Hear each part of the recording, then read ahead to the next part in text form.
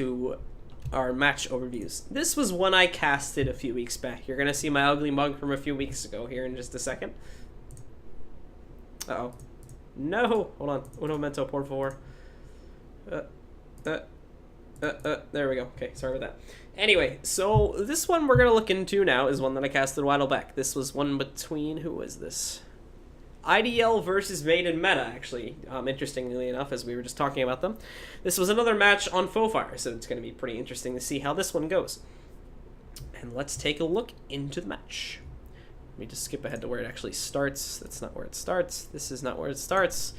Oh, look at that old logo. Anyway, so match starts here. Scratch that. We're going to look at Click's point of view here, starting off. What's up, Koenig? It looks like a little bit of might and swiftness. Looking over to the blue team. They're going for mainly swiftness again. Opening the map to see their splits. Blue team sending only one out the graveyard quarry side. Meanwhile, red team sending 3 out of the quarry graveyards. So again, as we're seeing here, the splits are very important. What I went over earlier. Let me go back. Let me go back and pause this real quick before I go out of it. This is sort of the end result of their split. I'll check it out after, Koenig. So this was a very different split we had here. We had both teams actually overassume that either team was going to gank their close point, which didn't happen. So, however, red team assumed it slightly less, which means they were going to have the initial advantage coming in here into the mid fight. Meanwhile, blue team sent all 4 of their players to the point to sort of completely negate any chance of that happening. So in the initial team fight here, we're definitely going to see red team come out on top, at least in terms of damage done. It won't make too much of a difference, but it's you know, little things can count. But waterfall, however, that did not happen. So it looks like red team is going to gain the initial advantage here in middle. Won't last long though. Here comes blue team now. Take a look at Tage here as he's on the point, defending the middle for the blue team. Yeah, both Mesmers dropping the portal on their close point and heading straight for mid. Tage again is tanking here at the middle for blue team.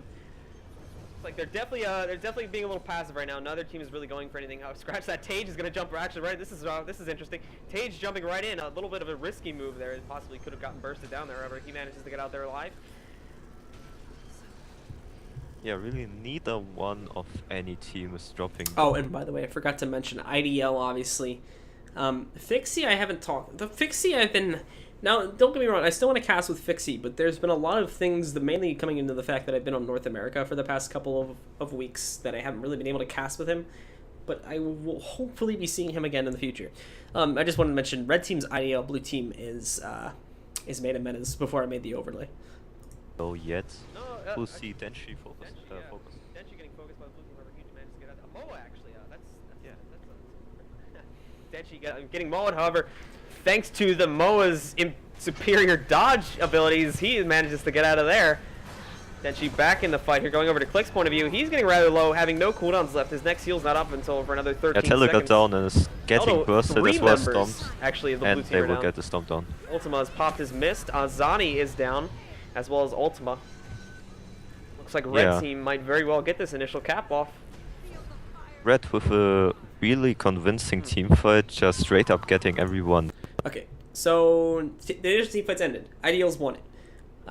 Again, keep in mind that at this very moment, MIM wasn't a full team in this. So let's take a look at the comps to see what could have led to that. If it was a comp or was it just better team fights?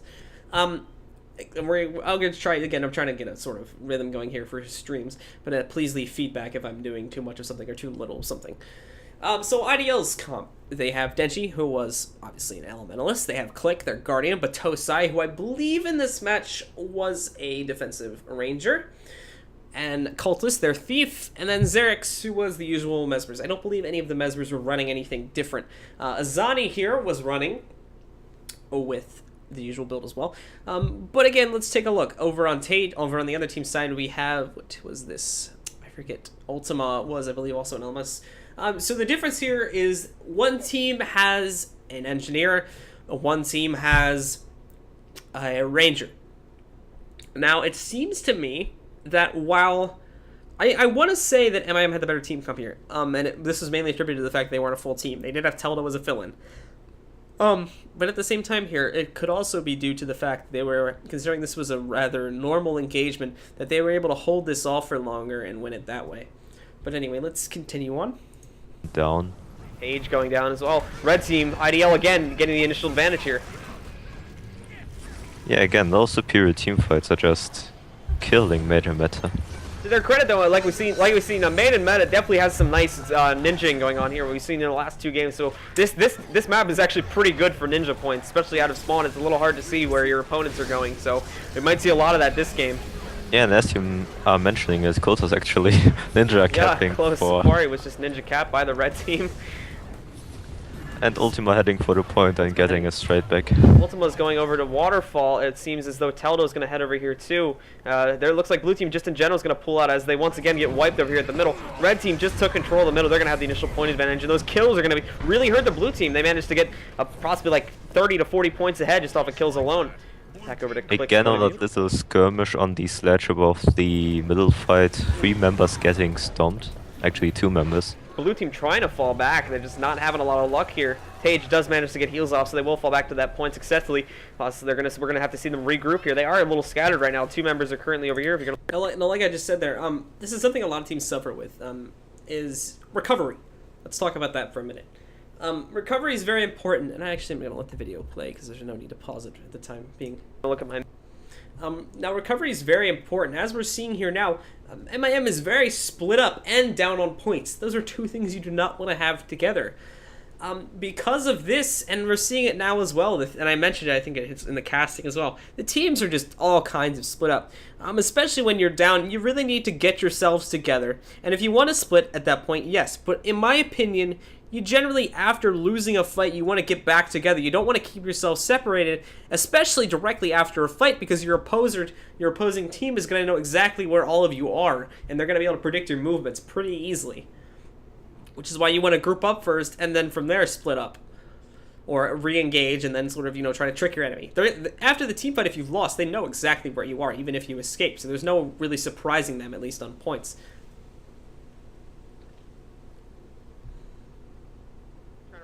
Remember, Teldo's AoE is just decimating him at the moment. He takes him down. Nice kill there by Teldo. Yeah, Teldo, good addition to the team fight for Team Major Meta. Kultus dropping as well. Kultus is down, but I believe he's currently invisible. Yeah, and he's getting rest. He does get rest. Like Nice. Lake. That was a very nice shadow refuge there, close to the end. He almost didn't get a chance to pop it off. Nice little crit there on Solder there, but it looks like he's gonna get bursted down as well. Kultus might go down again if he put a nice dodge there. Kultus going down. Blue team trying to focus him the best they can. Yeah, actually mid got neutralized. We're gonna take a look at somehow. that real quick. Quarry might get neutralized as well. Looking at here, it's just a little bit of a. And now, what happened there? This is another thing some mid-bunkers, some newer mid-bunkers suffer for. It's really important that you keep, because what we'll see a lot is when there is a sort of push for a far point, you're generally gonna, because you're gonna be killing members of the enemy team, and thus, which is gonna leave your back point open for caps. So sometimes what they do, and I think this happened here as well, is they position their the defensive one here. Now this is another thing, and this again doesn't apply to pro players, but to new guys it's good. Do not get tunnel vision and keep your eyes on that fight. Be sure you're using your right mouse button and always swerving around, looking throughout the entire map, and making sure that you're really just doing everything you can to keep your eye on the map, because by servicing that, everyone else is focused on the team fight. You're the eyes of your team. If you need to go to Waterfall, tell your team now, and so someone else can fall back.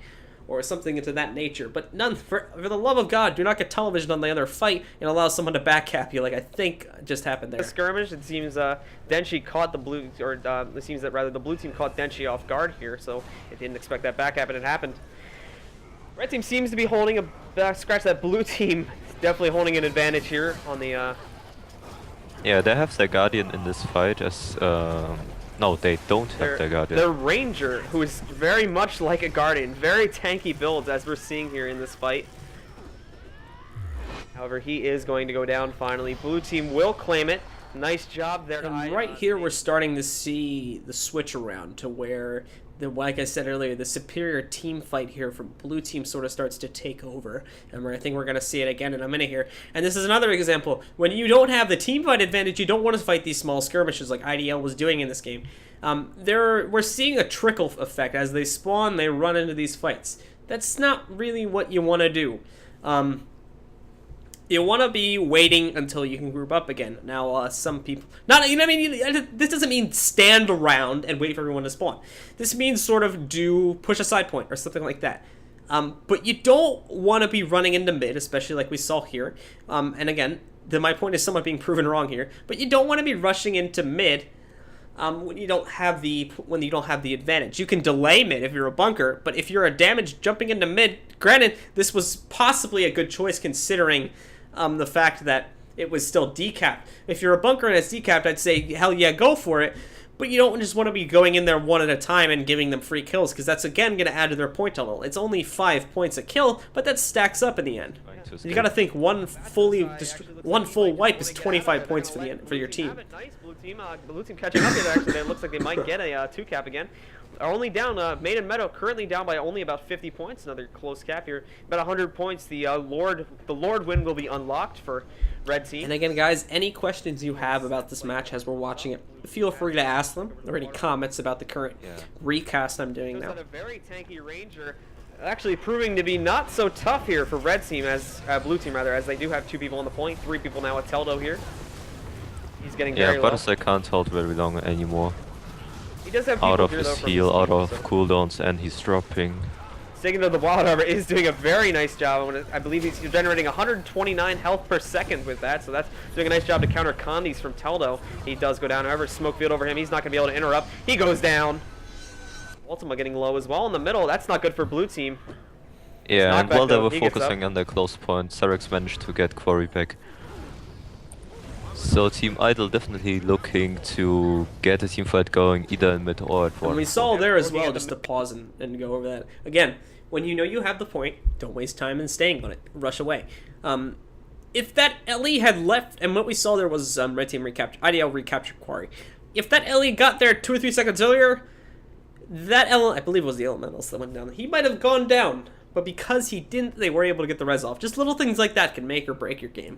Middle at the moment at Ultima's point of view. 3 members of the red team have engaged, 2 members of the blue team. A blue team has managed to come in here. Blue team safely holding his 2-cap for the time being. However, it does look like they're going to get riskier as they did get knocked off there. Yeah, Kulta's getting stomped here, so having 1 team member less will hurt them in the team fight. Back over to Tage, the Guardian for blue team, doing a nice job so far with managing his cooldowns. He just popped a res. Portal goes up. I'm not sure where that went. I believe. Oh, actually, looks like it went to Waterfall. Or Batosai went to Waterfall, rather. So they're going to take that back. Blue team, the Mesmer has gone back. 2 members of the blue team have gone back to Waterfall. We're going to take a look at them in a minute. Seems they are going to successfully defend that. Blue team gets down Denji. Letting Ultima be there as a bunker versus Batosai, no one will die there. Continuing the team fight in the middle. Batosai, however, doing a nice job of knocking him off the point here. Might have just gotten pretty close to a decap. Red forming up to jump on Ultima. Cultist, the thief, getting very close. Could be dangerous here for Ultima. Considering he is an Ellie, that might not be a correct statement. Oh, red team is going to bail off. We're going to take a look at our eyes over here. Just a minute. Going over to Anzai. Blue team Mesmer. And this is another thing I want to touch on real quick. Off-point fighting, like we're seeing here. IDL should not be engaging this, just as a general point. Now let's go over off-point fighting for those of you new guys again. Which again, this is another term that's pretty general, but nonetheless, to those new guys, you may not know what it means. Off-point fighting is obviously when you're fighting off the points. When you're not fighting around them, you're not really trying to contest anything, and thus it's not really contributing to the overall objective of the game. Same applies for secondary objectives, but again, it's a loose interpretation of the definition. On-point fighting. Helseth, if you want to jump in here and cast these... Actually, no, wait, no. These are VODs. You can't cast them. What's up, Helseth? Anyway, so... IDL was making... again, Batosai could have been sort of snared into this and not really had a choice. But what we're seeing here from MiM, it was a pretty good option having them fight this off point. Because now they're wasting Batosai, and whoever is behind there, they're wasting his time. Now is allowing blue team to tick up more points. It's allowing them to get more of an advantage. I mean, it's always good to fight off point, especially if you have assertion over your points for those that are in the lead and have point advantages, but for those behind, avoid it at all costs. I don't have ESPN glasses. You can't even see me right now. Anyway. Or made a Meta's Mesmer. Yeah, and blue team actually getting to that 350 point mark, and they could They put have for the actually vote. taken the lead here, as we've seen now. Meta finally getting a lead over IDL, as they have been behind the whole game. Ooh, just as I said, actually, Onslaught gets bursted down by the red team. A nice combo there. It's knocked away. I believe a stomp was actually interrupted by some scratch. That Teldo tries to throw out an elixir, but that's not going to do much for him. He goes down. Cultist for the red team, however, at the same time, he gets pretty hard. However, he is within range. He's going to take a poison heal, which is going to reduce that by about 33% effectiveness. Yeah, Sodaris and Teldo actually also going down. Sodaris getting stomped Teldo as well. This can't be good for blue team. It seems they are going to lose this point. Cultist taking no time to waste that advantage. He's going to head straight over to the waterfall. More than likely ninja cap that, as red team's numbers, or blue team's numbers rather, have been diminished. Page over doing his best, hold the middle point. Definitely the. I might just start switching over to the webcam when I pause. But anyway, what we saw there was good as well. Thief reacted. Thief on red team reacted. They had the fight in their favor. I believe actually they had the fight in their favor, or they had generally the fight in their favor. So and he noticed that now the point was open, so he left and ran to decap it, and he's now back. That was a good choice on his part. I'm drawing here. Maybe we'll see that. Gonna see blue team will retake the waterfall. Actually, it doesn't seem like they wanted to cap that. Tage has gone down in the middle here. So we still have a fight going in the middle. Let's see. Teldo's getting low. Teldo should, in my opinion, should not be in that circle at all. Way too squishy to be in there. He goes down. There is a stealthy that goes down, but they are going to use that to stealth stomp Teldo. Nice play there. Zarek's already low. All members of the blue team currently down. That's going to give red team a lot of points there and allow them to come back with no trouble. Hey, they will capture mid before anyone can arrive there. So they're actually in the lead after that. Yeah. Looks like Tosai currently holding that. Red team more than likely actually scratch that. We have blue team's Mesmer has already taken position here. He has thrown a portal down right there. Awesome play by Tage. He gets onto the point before they get it. Well, I did miss that there. This is an example of when you do want to jump on the point in a 3v1. He's the bunker. He can take this damage. And at the moment, with the score being this close, he really is a good choice on his part to jump on point. And it was a really clutch play. We'll see it again, actually, and because we see it again later on, it's going to pretty much make the game for MiM. I, however, want to see a Lord play. That would be this is a very close game, and this is for the set if IDL wins. This is definitely shaping up to be an interesting game. Red team only up by about 3 points. That could change, however. We are seeing a quarry fight erupting at the moment. A portal was open. Looks like red team is going to have superior numbers there. Yep, but Tosai will be falling back. I'm going to take a look at that fight in just a minute. We aren't seeing really much anyone getting close to going down here. Teldo actually is getting close. We're going to jump over to the quarry fight just to see what's going on real quick. Looks like red team has asserted dominance. That's not going to happen for blue team. Teldo getting very low here in the middle. He might go down soon. I say he backs out. He's got to use that range on those grenades. He hasn't really been effectively using range so far. Yeah, having everyone on his back it's hard to stay alive, but he's having his heal cooldown coming off and will stay alive there. That heal from the healing turret is immense now, as we're seeing here played. It's definitely saved.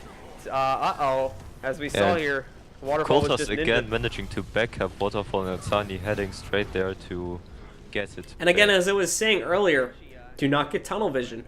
What we're seeing here is IDL wasn't tunnel vision, and because of this, they were able to backcap these points. They realized blue wasn't on it. However, they got tunnel vision themselves, as we're about to see. Let me turn this down again, sorry. Because as we saw right there, there was another decap, and because he was able to get because Ultima was able to get the initiative there and see, oh my god, this game's close, but they're not defending their only point. He fell back and has suspended this game and essentially bringing it into his favor. As I've said now, he's now made himself the reason they will either win or lose this game, because he's the only one there.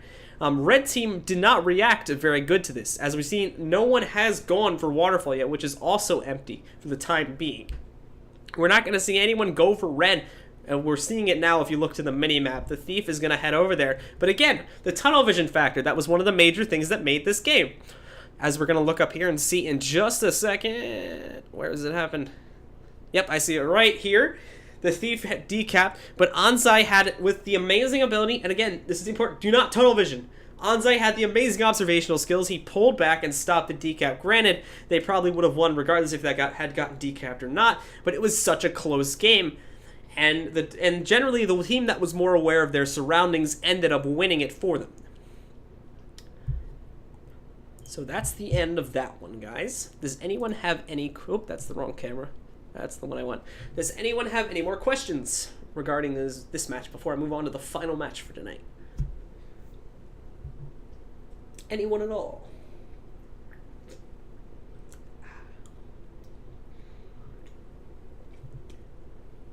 Play Kylo. The next one is on Kylo, actually.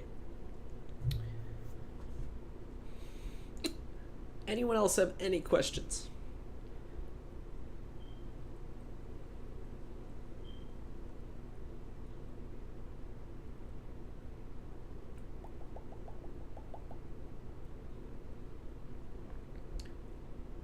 What do you mean, should there be a core team? By that, I'm a bit confused by that question.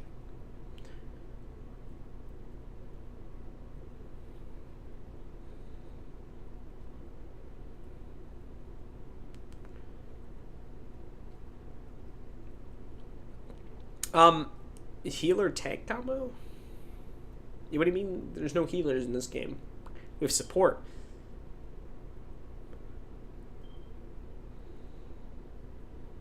Oh, yeah, definitely. Why would you not want to do that? That should my opinion of a strong comp. Oh, you mean like always being together at all times in the game, you mean? I mean, you have to sort of cater yourself to the point where you're always going to split regardless. You have to think of all scenarios. You can't just count yourself into one scenario. You do that and you're gonna find yourself in that scenario not a lot of the time, actually. You're gonna find yourself actually that I don't really know on that question, but anyway, I'm actually gonna move on to Hyperspice's question now. Hyperspice, what is my opinion of a strong comp? Like I was saying earlier, we have that scale, what I'll call it. On this side over here, we have a very damaging comp. We have, like, for instance, over here, we got, like, Offensive Guardian, Warrior, Thief, Mesmer, and a HGH Engineer or something, care, which is your most defensive build possible. That makes sense, anyway. And then over here, we've got your most defensive build. You got, like, 2 Bunker Ellies, a Guardian... and then, this is just me. These aren't good comps, the ones I'm listing now. These are just control comps. And then, like, 2 Rangers or something like that, or over there. You got the issues over here on the tanky side. You're not going to be able to kill anything, and thus the other team's eventually going to kill you anyway, and the game's going to be really long and boring, and everyone's going to hate you because your comp's really boring. I have experience with that.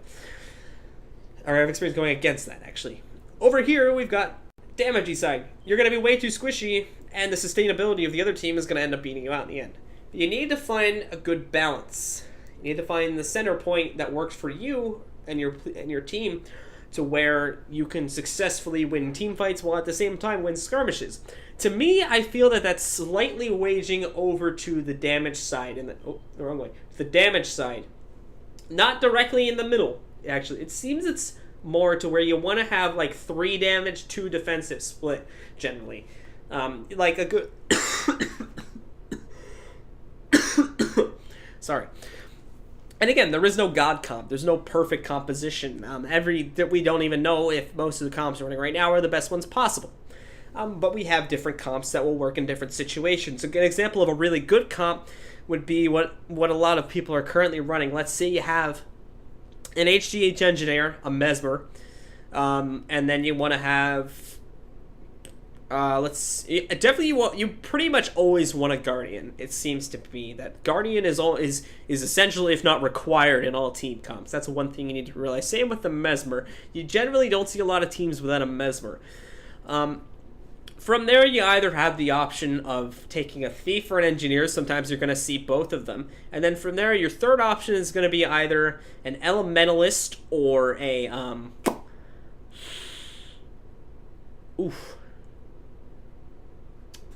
Wow. Elementals or Ranger, sorry about that. So that generally seems to be you want to pick one or more of the options, and you want to mix and match your builds a little bit to complement each other, but that's generally what a good build will entail.